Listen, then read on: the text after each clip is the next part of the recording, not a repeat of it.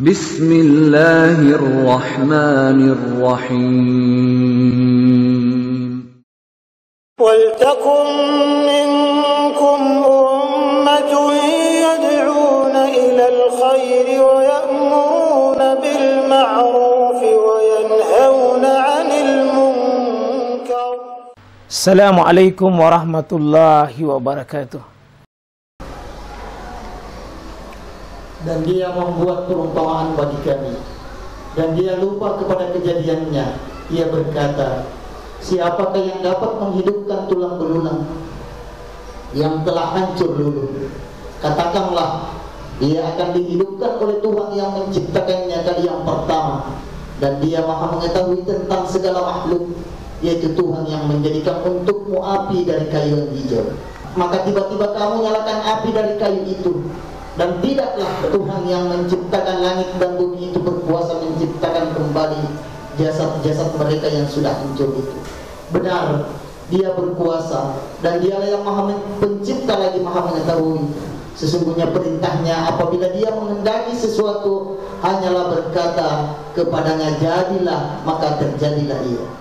Ini sudah benar ayat 83. Dan coba bayangkan ya, kalau Bapak baca ayat begini, ya, baca ayat ini saja seperti yang banyak dibaca di masjid, iya dapat pahala Pak, karena ini ayat Quran. Paham tidak paham tetap dia dapat pahala.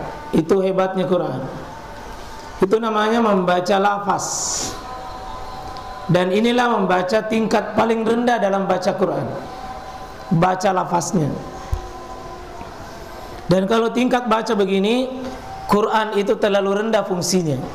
Pada level tertentu dia bermanfaat, tapi bagi yang membaca tingkat tinggi, ini sudah membaca pemahamannya, membaca maknanya, membaca pesannya, membaca hukum-hukum yang ada di sini, maka diantar begini. Nah, ini terjemahan. Ini baru memindahkan bahasa, Pak, dari bahasa Quran ini ke bahasa terjemahan. Kalau ini juga kita baca, hampir semua bisa baca, tapi tidak selesai, butuh tadabbur, butuh perenungan, butuh penghayatan apa maunya ayat ini. Nah, rupanya ayat ini yang seperti ini yang kita maui. Membaca Quran, mengambil hikmah, mengambil pesan. Nah, itu Nabi dulu mengajarkan sahabat, kan 23 tahun itu Quran diajarkan. Bukan membaca hurufnya, karena membaca hurufnya Pak, satu malam di sahabat selesai. Kalau sekedar mengajinya, ya,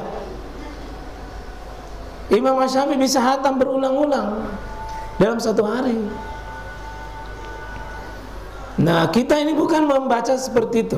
Yang kita mau, apa informasi di surah Yasin ini kita dapat, apa pesannya, apa intinya, yang menjadi ayat-ayat populer di tengah masyarakat kita, meskipun dibaca buta-buta saja, dibaca tidak mengubah diri, dibaca tapi tidak memberikan nuansa perubahan pada hidupnya, karena dia targetnya target pahala huruf, bukan target perubahan pola pikir dan pola sikap. Ya, maka butuh bersabar jemaah sekalian. Ya, insyaallah ini ayat Pak menarik karena disimpang di awal ayat surah, nanti disimpang juga di tengah-tengah, disimpang lagi di belakang. Itu surah Yasin itu. Bicara tentang mati, nanti bicara tentang kebangkitan, hari berbangkit. Nanti di akhir ini bicara lagi tentang itu, tentang hari berbangkit insyaallah. Intinya jemaah sekalian rahmati Allah Subhanahu wa taala, sungguh-sungguh perhatikan, merenung bagus. Bagus Pak kalau kita merenung, tadabbur. Nah, terutama kalau Nabi itu kan malam-malam sudah salat tahajud, beliau ke kuburan. Nah, kita tidak usah Pak ke Riyadul Jannah malam-malam, jangan. Saya khawatir, iya, saya khawatir tidak pulang-pulang. Nabi kan rumahnya berbatasan rumahnya dengan kuburan. Sampai Aisyah pun bertanya ke situ. Saya mau mengajak diri saya, Pak, dan juga kepada para ibu, bapak, kalau lagi ada masalah, coba ingat mati. Dengan bagaimana? Mati itu kita pikir, kita hayati, seberat apapun masalahku, seberat apapun akan berakhir dengan adanya kematian itu. Kalau masalahnya masalah duniawi, karena masalah duniawi Pak akan diselesaikan di dunia. Tapi kalau masalah akhirat enggak akan selesai. Karena itu Umar bin Khattab mengatakan, 3 sebab bagi saya tidak pernah peduli masalah dunia. Kalau masalah urusan dunia, saya tidak mau sedih dan saya tidak mau terbebani itu. Karena bagaimanapun bebannya masalahku akan selesai setelah saya mati. Yang penting masalahnya bukan masalah akhirat. Nah, itu Pak. Jadi kalau corona ini sehingga banyak berantakan ekonomi, itu cuma dunia Pak.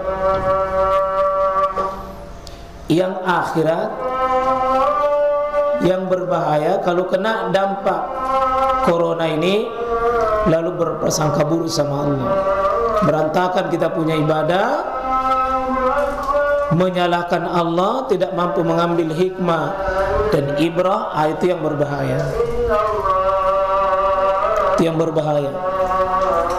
Saya ulangi ya, seluruh masalah duniawi akan berhenti di dunia setelah kita mati. Dan salah satu episode sesudah kita mati, hari bangkit. Dan Allah berulang-ulang bicara tentang hari berbangkit ini karena ada pesan besar. Memang dulu pada umumnya orang ragu tentang hari berbangkit itu. Cuma baik jangan kita meniru orang kafir dan orang musyrik ini Bapak. Siapa yang yakin dirinya akan berbangkit, dia tahu bahwa dirinya berbangkit, tapi tidak ada amalan nyata untuk mempersiapkan diri, sama dengan keyakinan orang kafir. Cuma di lipstik di bibir kita saja yakin. Coba apa keyakinan kita Pak? Coba kalau hanya sekedar melihat kematian, sesudah itu selesai Pak, maka kita orang yang paling rugi. Orang kafir itu Pak cuma melihat zahir. Kalau orang beriman tidak, bukan nampaknya. Dia renungkan mendalam, akan begitu juga pada akhirnya dia. Siapa yang diberikan nikmat oleh Allah dengan banyak kenikmatan duniawi, ingat mati, maka akan benar sikap dunianya. Apa? Tidak sombong, tidak lupa diri, tidak pamer. Siapa punya masalah lalu ingat mati, maka dia tidak akan putus asa. Tidak putus asa. Nah, jemaah sekalian dirahmati oleh Allah Subhanahu wa taala. Nah.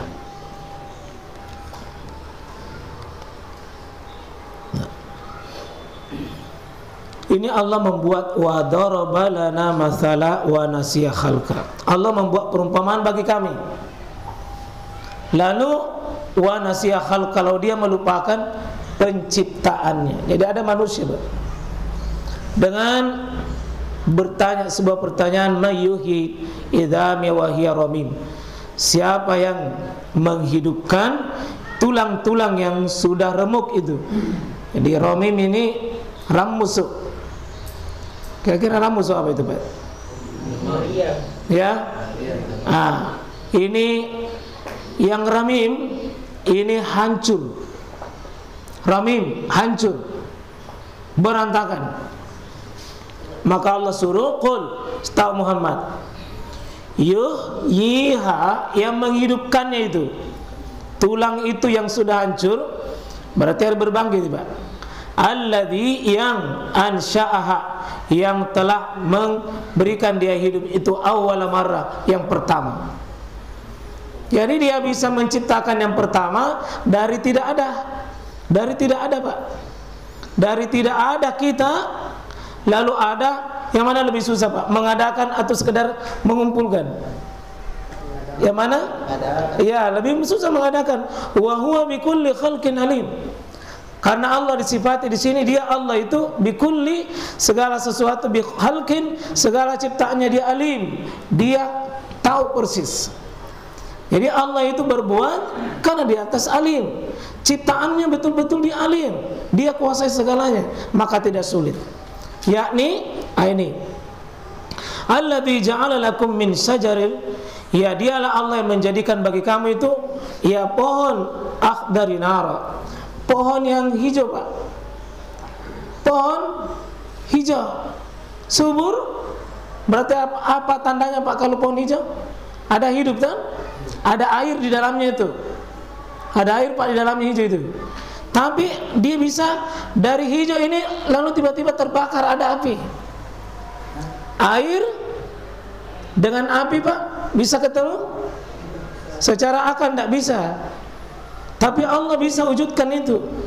Karena teori manusia tidak bisa, tapi bagi Allah tidak ada mustahil. Artinya kalau Allah bisa ciptakan yang begini, ya hijau, subur, lalu tiba-tiba ada api, maka jangan pernah bikin teori sama Allah susah. Tidak ada mustahil. Allah bisa perlawangkan segala sesuatu, bisa Pak. Bisa dipertemukan. Bisa bertemu api dengan air, tidak baku tabrak kalau bagi Allah Subhanahu wa taala. Bisa. Pohon, ya pohon yang hijau berarti ada kehidupan, ada air, lalu tiba-tiba menyala Pak. Tiba-tiba menyala. Nah, itu Allah bisa wujudkan. Kalau begitu, tidak ada sulitnya. Ini disuruh berpikir. Suruh berpikir kita, bahwa tidak ada yang sulit bagi Allah. Demikian juga Pak, kita ini mati tidak ada sulitnya. Kapan saja. Subhanakallah bihamdik, asyhadu an la ilaha illa anta, astaghfiruka wa atubu ilaik. Assalamualaikum warahmatullahi wabarakatuh.